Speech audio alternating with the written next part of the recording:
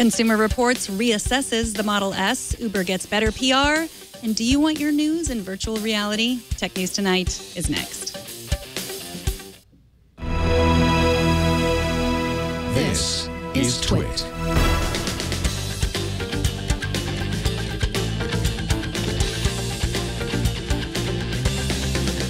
This is Tech News Tonight, episode 449 for Tuesday, October 20th, 2015. This episode is brought to you by Epson's new EcoTank printers. With Epson's line of SuperTank all-in-one printers, you can print thousands of documents without running out of ink. EcoTank is loaded and ready to print when you are. Visit epson.com/EcoTank to find out more. Welcome. I am Megan Morrone. Let's get to the tech news. Back in August, Consumer Reports gave the Tesla Model S its best performance rating for a car ever, 103 points out of 100. But today they are withdrawing their recommendation and posting an update that claims Tesla's reliability doesn't match its high performance.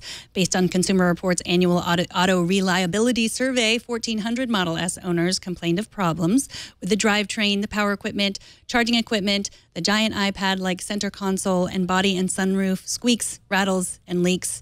Now, it should be noticed that a lot of people also said they still loved the car, and also most of these fixes are covered under Tesla's 4 to 8 year warranty, so to fix them, they're not paying anything. But that did not stop Tesla's stock from falling 10% on today's news. Now, it's fair to say that Uber could use a little better PR and maybe also better background checks on some of its drivers. Today, they solved one of those two problems by poaching Jill Hasselbaker, VP of Communications and Public Policy for Snapchat. In the past year since Snapchat hired Hasselbaker, the company has gone from a super scary app teens use for sexting to a major media network. Now she's headed to Uber, where she will be the new head of PR and policy, according to Recode. Before Snapchat, Hasselbaker was a communications and government relations exec at Google, where she recently headed up the search giant's public relations and internal communications across Europe, the Middle East, and Africa, as well as government relations for the European Union. Speaking of Google, the company is partnering with the New York Times on a virtual reality project that will distribute Google Cardboard VR viewers to over 1 million print subscribers. Because what better way for VR to reach a new audience by targeting folks who live in old-fashioned times and still read a newspaper in print? But don't worry, those of us who subscribe digitally won't be left out of the deal. The Times says a handful of NewYorkTimes.com, NYTimes.com subscribers will get a redeemable code for a free cardboard viewer. The first VR project is designed to augment international reporting and conflict reporting and will focus on 3 children across South Sudan, eastern Ukraine, and Syria whose lives have been uprooted by war. Editor-in-chief of the New York Times Magazine says they're using the medium to, quote, give the viewer a unique sense of empathetic connection to people and events. And in even more Google news, the company announced today that over the next few weeks, they'll be rolling out an update to Google Maps on Android that will let you search for gas prices and add detours on your route within the app. If you want to hear more about this and how it'll work, you can stick around for All About Android right after this if you're watching the live stream of this show, or you can stream this week's episode at twit.tv. And coming up, crunching Google's mobile search math and managing our Force Awakens expectations. But first, this episode is brought to you by Epson. Epson's revolutionary EcoTank line of printers for home and office introduce a new age in printing. The new EcoTank ET45 wireless all-in-one printer doesn't use ink cartridges. Instead, it features an innovative refillable ink tank. It comes with enough ink to print up to 8,500 pages. That's equivalent to about 50 ink cartridge sets. You're loaded and ready to print for up to 2 years. Powered by Epson's leading-edge precision core technology, it delivers high-speed, vivid colors and laser-quality black text. Plus, auto two-sided printing, a 30-page auto document feeder, and easy wireless printing from tablets and smartphones. All EcoTank printers deliver an unbeatable combination of convenience and value with ultra-low-cost replacement ink bottles. Now you have the freedom to print without running out of ink. Visit epson.com/EcoTank today to transform the way your home, office, or work group prints. For the best combination of ease and value, turn to the new Epson EcoTank printers. That's epson.com/EcoTank. And we thank Epson for their support. This week, Google's head of search, Amit Singhal, said that more than half of all Google searches come from a mobile device. Sounds like pretty good news for Google, but is it?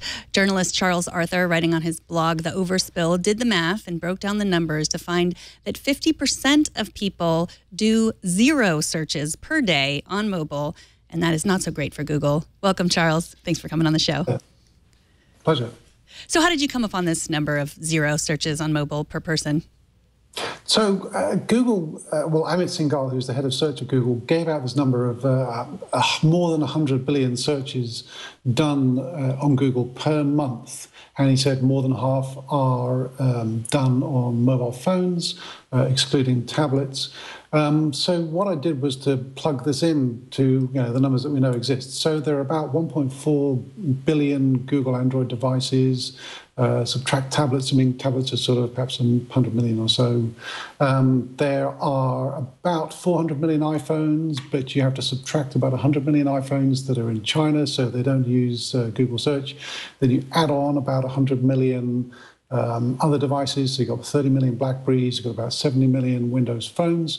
You get a grand total of around 1.8 billion smartphone-style devices. And when you do the numbers on it, you get a number of searches per day on Google from mobile devices, which is actually less than, the average number is less than 1.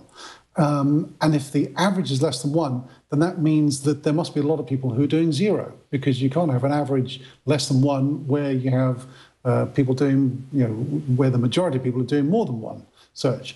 So what I tried to do was just to pull on this thread and pull through to see quite what the implications of that are for Google, because we do know there are some numbers from Gartner out recently looking at Windows 10 adoption, which suggests that actually the PC install base, which is where Google really got started and really where it makes the most of its money still these days, Google search on desktop must be declining if the number of installed PCs is declining.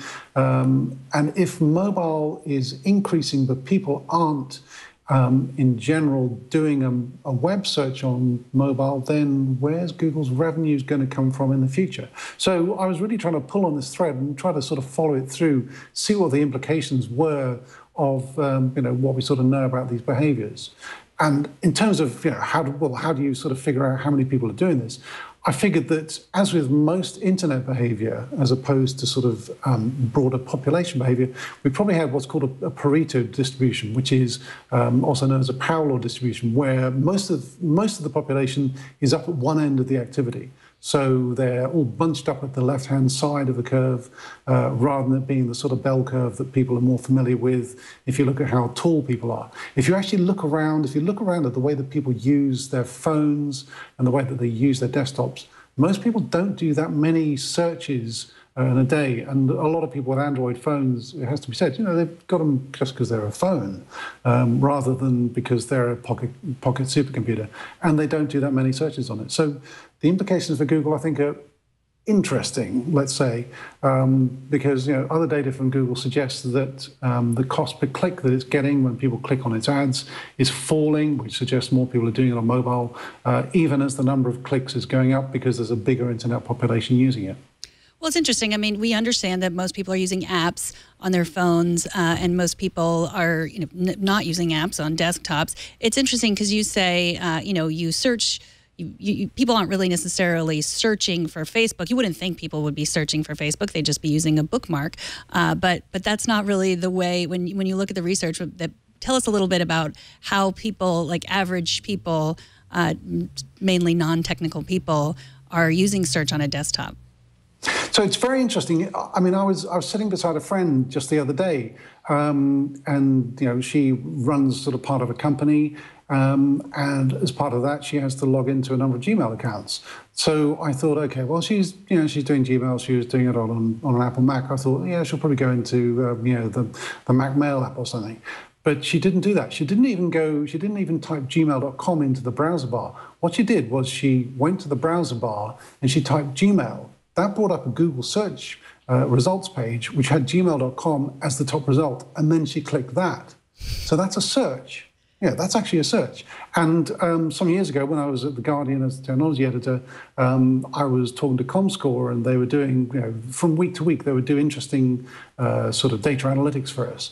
And one week they said, a ton of Google is a really big upstream provider for Facebook. I said, why are they a big upstream provider for Facebook? I mean, you just go to Facebook, don't you? And they said, no, what people do is they type Facebook into Google, and then Facebook is the top link, and they follow that. So, actually, what happens on desktop is that a lot of people sort of, quote, search for things where actually they could just go directly to it. And the behavior that you see on mobile is you don't have to do that. You know that there's a Facebook app on your phone. Generally, you know there's a Snapchat app, you know that there's a WhatsApp app. You just go directly to it. So you bypass Google, you bypass any search engine when you're on mobile. You just go directly to the app. And it's this difference between the sort of app culture that you have on mobile phones and the sort of browser-based culture that we've moved to on the desktop, away from what used to be sort of applications, which really I think signals a big part of the difference. So in Android phones, they differ among phones, sometimes very widely. But you write that Android has it that you have to have search right there when you open the phone. It's part of what they demand. But people aren't using it still? Well, yeah, Google, as part of its distribution agreement for the Android OEMs who are selling outside China. Inside China, Google doesn't have a license, so pretty much every Android phone inside China does not have Google as its default search, does not have Google Maps, does not have Gmail, does not have any of those Google services. Outside China, which is where the 1.4 Google Android smartphones are, they all have, just look at any Android smartphone you like, they all have the Google search bar front and center on the home screen. That's part of their distribution agreement. And yet people don't use it, because they don't need to, because they know they can just go to Facebook, they can pin the Facebook app to the front of the phone. Facebook is very, very widely used all around the world. It's a very, very widely used app, far more so than search, because again, people don't need to search for it. It's the same with Amazon. People know if they've got an Amazon app, they just go to the Amazon app. They don't need to search for it. And the behavior on smartphones is slightly different because if you were to do a search in the Google search bar on Android for Amazon, it wouldn't bring up the app. It would tend to bring up the web page, and that's not necessarily what you want. You actually want to go into the app to get the better native app experience. So Google knows this. I mean, a lot of this data that you got was right from Google. What are they doing about it to try to get people to keep using their services on mobile? So Google has a lot of options. I mean, one giant elephant in the room, which is not mentioned here, is YouTube, which is the biggest video destination site in the world. And so Google has pre-roll ads there. It's got a lot of monetization options there. But more generally, what it's doing in terms of Android and the OS is it has a function called Now on Tap, which is in Marshmallow, Android 6.0, which effectively, if you're looking at a web page, for example, you're looking at something about The Martian, the Andy Weir book that's been made into a film, and you say, hey, it'd be really cool if I could get some tickets for that, you can press on a function and you can get what's called Now on Tap, and it will bring up data about IMDb, it'll bring in data about nearby tickets from cinemas.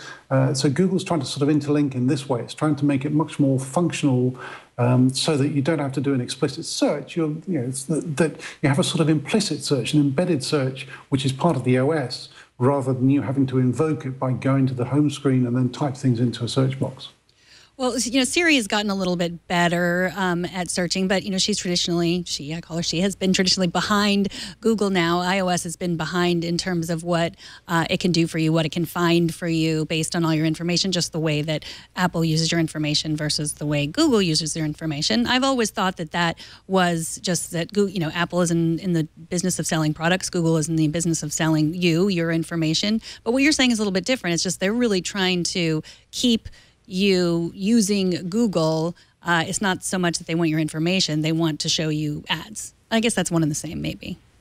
It's very similar. I mean, Apple has a different strategy in as much as it just really wants to keep you inside its hardware ecosystem, because that's where it makes its profit. It's a lot easier to make profit by selling your hardware than to incrementally sell ads over a long period, because, what if you change your mind and you decide that you don't like ads? So Apple, in that sense, has it a bit easier. But, Siri is improving. But Siri bypasses Google because Siri uses Microsoft's Bing for a lot of its searches if it does do an explicit search. But again, Apple is trying to do the same thing as Google with the sort of now on tap. It's trying to do context-sensitive search so that if you say, show me cinemas for that, if you're looking at a page about, again, The Martian, because it's a good film, then Siri will try to be, even better book. Then Siri will try to show you things. I mean, incidentally, I'll have to say Australian Siri is the best Siri. Good to know.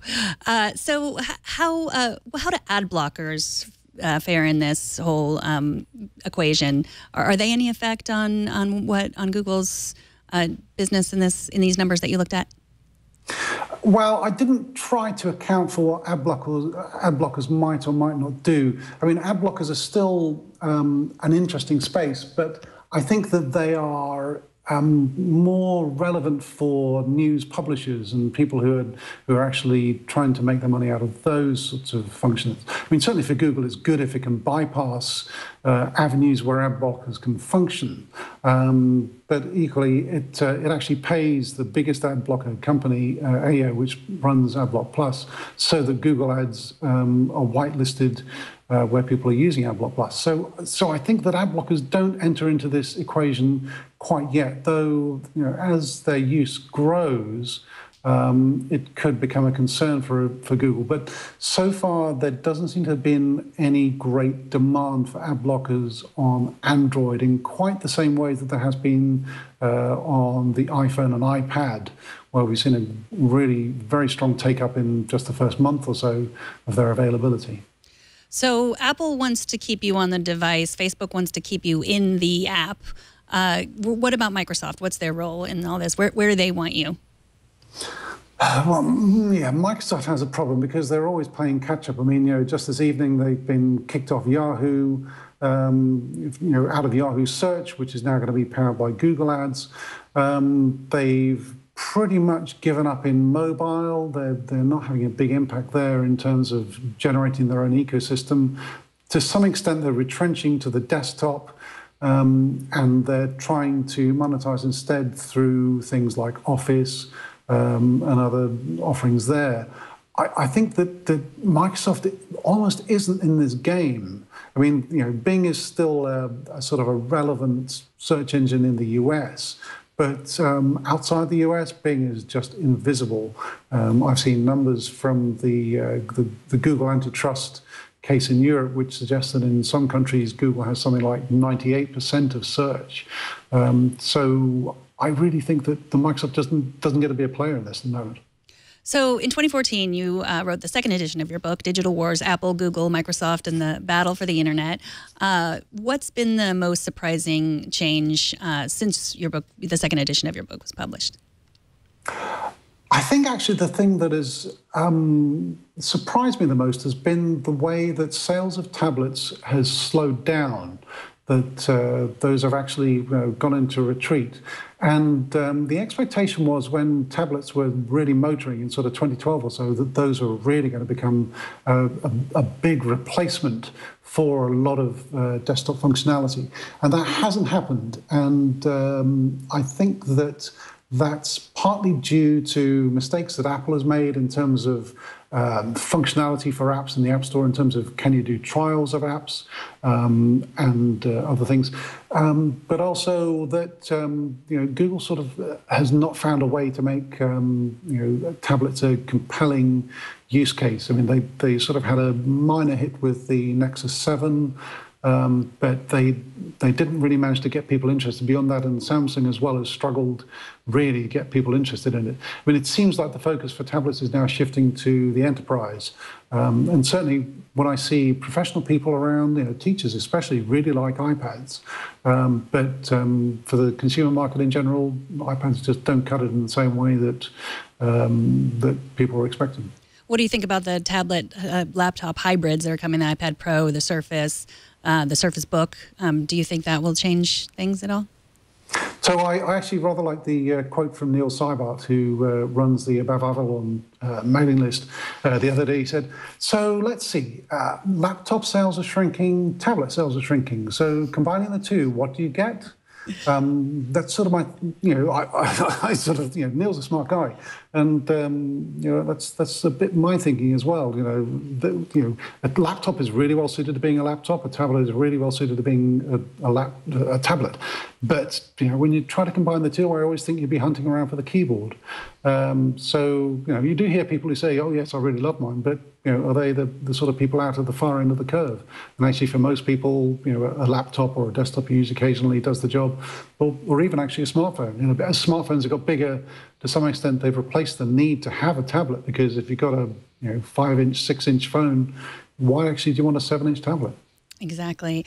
Well, Charles Arthur, thank you so much for joining us. Charles writes about all of these topics and more on his blog at Overspill. He's also a contributing writer at The Guardian and at Charles Arthur on Twitter. Thank you so much for taking the time to talk to us. Thank you. Take care. Now, I don't mean to be blasphemous, but the Star Wars excitement on the internet today is so thick, frankly, it got a little ridiculous. TechCrunch devoted an entire article to the geeky 2-word response that the Star Wars social media team made to Facebook CEO Mark Zuckerberg's like of the new trailer that came out last night. You can take a look at that if you're interested.